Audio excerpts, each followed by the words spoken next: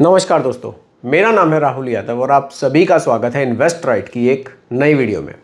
दोस्तों, आज की वीडियो का टॉपिक है म्यूचुअल फंड में कितना रिस्क है। देखिए, इस टॉपिक को लेकर काफ़ी लोग कंफ्यूज हैं। कमेंट्स भी मेरे पास आते हैं कि सर अगर मैं इस कैटेगरी में निवेश करूं तो कितना रिस्क है, इसमें निवेश करूं तो कितना रिस्क है। तो इस टॉपिक को पूरी तरह से आज की वीडियो में क्लियर करेंगे ताकि आपको क्लियर हो जाए कि आप जिन फंड्स में पैसे को निवेश कर रहे हैं उसमें कितना रिस्क है।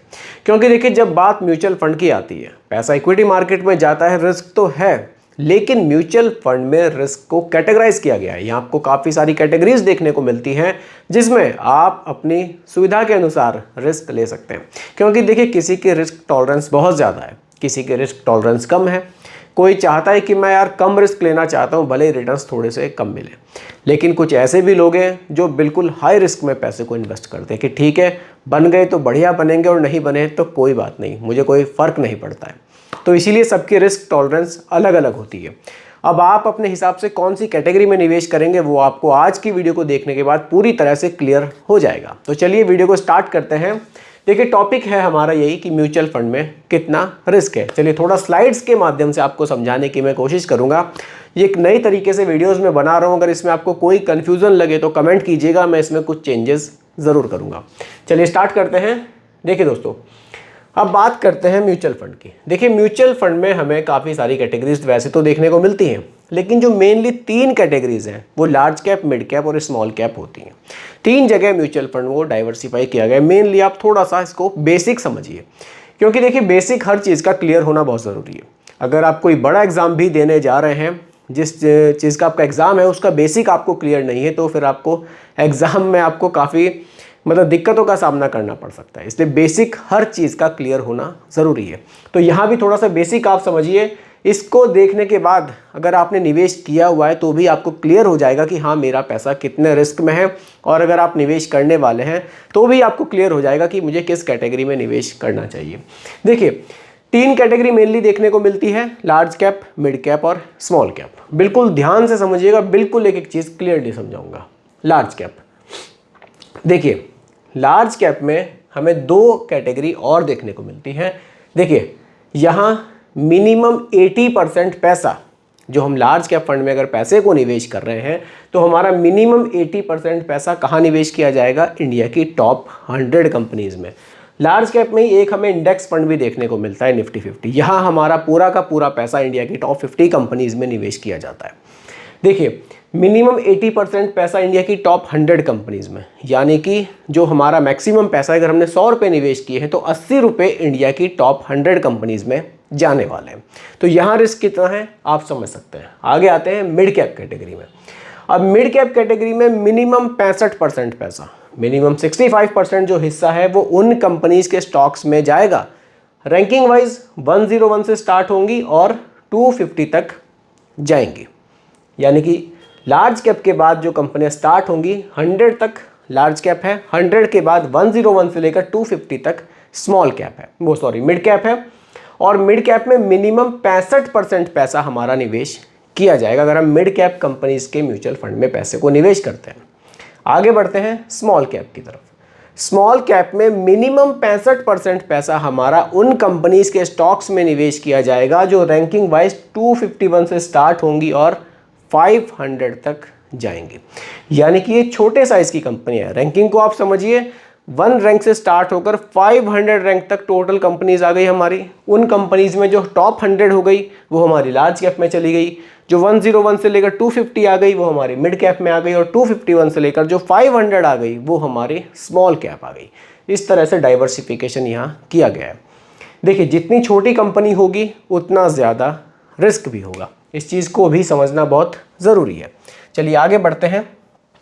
अब देखिए दोस्तों, रिटर्न्स की बात हम करते हैं। Large cap, mid cap, small cap, 3 category हैं। तीनों को मैंने आपको समझाया कि तीनों कैटेगरी में किस तरह से पैसा निवेश किया जाता है, किन कंपनीज के स्टॉक्स में पैसा जाता है। रिटर्न्स में भी आपको काफ़ी अंतर देखने को मिलेगा, क्योंकि जो बड़े साइज़ की कंपनियां होती हैं वहाँ रिटर्न्स थोड़े से कम मिलते हैं। स्टेबिलिटी रहती है क्योंकि वो कंपनियां बहुत जल्दी मूव नहीं करती हैं, बहुत तेज़ी से नहीं बढ़ती हैं और बहुत तेज़ी से नहीं घटती हैं। अगर आप स्मॉल कैप से कंपेयर करेंगे तो यहाँ उतार चढ़ाव सबसे ज़्यादा देखने को मिलेगा, क्योंकि छोटे साइज़ की कंपनियां हैं पोटेंशियल रहती है कुछ कंपनियों में बहुत तेज़ी से ग्रो करने की, तो कुछ कंपनियां ऐसी भी मिलती हैं जो बहुत जल्दी से बंद भी हो जाती हैं। इसलिए फ़र्क काफ़ी ज़्यादा आपको रिटर्न्स में भी देखने को मिलेगा। लार्ज कैप के चेक करते हैं। देखिए यहाँ एक औसत रिटर्न की अगर मैं बात करूँ लार्ज कैप कैटेगरी में, तो हमें लगभग 17% के आसपास का रिटर्न देखने को मिल जाता है। अगर मैं मिड कैप की बात करूं तो यहाँ लगभग 21% का रिटर्न, एक औसत रिटर्न की बात मैं कर रहा हूँ। किसी मिड कैप कैटेगरी के फंड में हो सकता है कि आपको 21 से ज़्यादा मिल रहा हो, किसी में कम मिल रहा हो। औसत रिटर्न की बात कर रहा हूँ तो मिड कैप कैटेगरी का जो एक औसत रिटर्न है लगभग 21% का हमें देखने को मिलता है। स्मॉल कैप पे आते हैं तो यहाँ लगभग 26% का औसत रिटर्न हमें देखने को मिलता है। तो ये एक डिफरेंस, आपको जिस तरह से रिस्क में डिफरेंस है उसी तरह से आपको रिटर्न्स में भी डिफरेंस देखने को मिलता है। अब अगर मैं बात करूं कि आप एसआईपी स्टार्ट करते हैं, तीनों में से आप अपने रिस्क टॉलरेंस को देखते हुए एसआईपी स्टार्ट करेंगे, तो चलिए सीधा एसआईपी कैलकुलेटर पर चलते हैं और देखते हैं कि कितना पैसा यहां से जनरेट किया जा सकता है। एसआईपी कैलकुलेटर, सीधा एसआईपी कैलकुलेटर पर चलते हैं। देखिए इन्वेस्टमेंट हमेशा, मैं हमेशा आप लोगों को ये बात कहता हूँ, इन्वेस्टमेंट हमेशा अपने रिस्क टॉलरेंस को देखते हुए ही करनी चाहिए। ऐसा नहीं करना चाहिए कि मेरे किसी फ्रेंड ने तो स्मॉल कैप में ज़्यादा पैसा इन्वेस्ट किया है, मैं भी स्मॉल कैप में करूँ। ठीक है, मेरी रिस्क टॉलरेंस थोड़ी सी कम है, मैं मिड कैप में निवेश कर सकता हूँ, मुझे और कम रिस्क लेना है, मैं लार्ज कैप में निवेश कर सकता हूँ।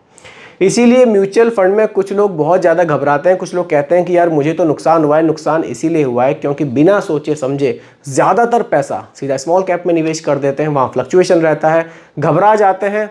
अगर स्मॉल कैप में भी निवेश किया है और अगर लंबे समय के लिए किया है तो नुकसान वहाँ भी नहीं होगा, लेकिन लोग घबरा जाते हैं कि यार यहाँ तो पैसा माइनस में जा रहा है, अपना पैसा निकाल लेते हैं और फिर कहते हैं कि म्यूचुअल फंड में मुझे लॉस हो गया। ऐसा नहीं होता, थोड़ा सा यहाँ पर आपको धैर्य बनाकर रखना होता है। चलिए, और अगर आपको पैसा जल्दी जल्दी रिडीम करना पड़ सकता है तो फिर आप स्मॉल कैप में निवेश मत कीजिए, आपके लिए लार्ज कैप एक बढ़िया ऑप्शन है। चलिए फिलहाल बात करते हैं एसआईपी कैलकुलेटर पर। देखिए मानकर चलते हैं हम 5,000 रुपये महीना की कोई एसआईपी स्टार्ट कर रहे हैं। सबसे पहले लार्ज कैप की बात करते हैं।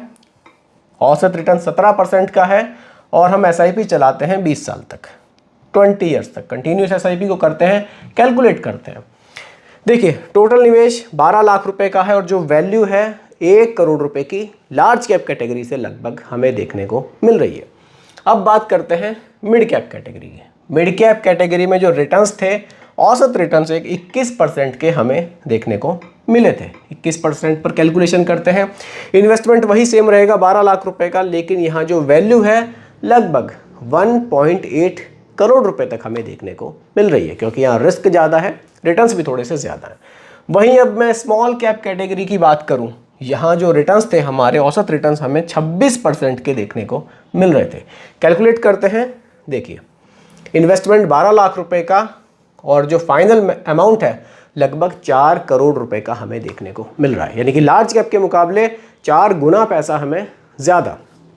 तो देखिए यही मेन डिफरेंस है तीनों कैटेगरी में कि कौन कितना रिस्क ले सकता है, किसके अंदर कितना ज़्यादा धैर्य है म्यूचुअल फंड को लेकर। जब भी इन्वेस्टमेंट करें एक तो लॉन्ग टर्म के लिए करें, बहुत जल्दबाजी में निवेश आप ना करें और अपने रिस्क टॉलरेंस को ज़रूर देखें। तीनों कैटेगरीज में मैंने आपको बताया कि रिस्क अलग अलग है, आप अपने रिस्क टॉलरेंस को देखते हुए ही हमेशा निवेश करें। बाकी दोस्तों म्यूचुअल फंड संबंधित किसी भी इन्वेस्टमेंट के लिए आपके मन में कोई कन्फ्यूज़न हो, आप लोग कमेंट कर सकते हैं, आपके टॉपिक पर भी वीडियो में ज़रूर बनाऊंगा। तो दोस्तों उम्मीद करता हूं कि टॉपिक आपको पूरी तरह से क्लियर हुआ होगा। फिर भी कोई कन्फ्यूज़न हो आप मुझे दोबारा कमेंट कीजिएगा, रिप्लाई मैं आपको ज़रूर करूंगा। बाकी दोस्तों रिकमेंडेशन नहीं है, केवल एजुकेशनल पर्पस वीडियो आप लोगों के लिए बनाया गया है। वीडियो कैसी लगी कमेंट में ज़रूर बताइएगा, पसंद आई हो तो लाइक शेयर भी कीजिएगा और मेरे चैनल पर अगर आप नए हैं इसको भी सब्सक्राइब आप ज़रूर कीजिएगा। नमस्कार।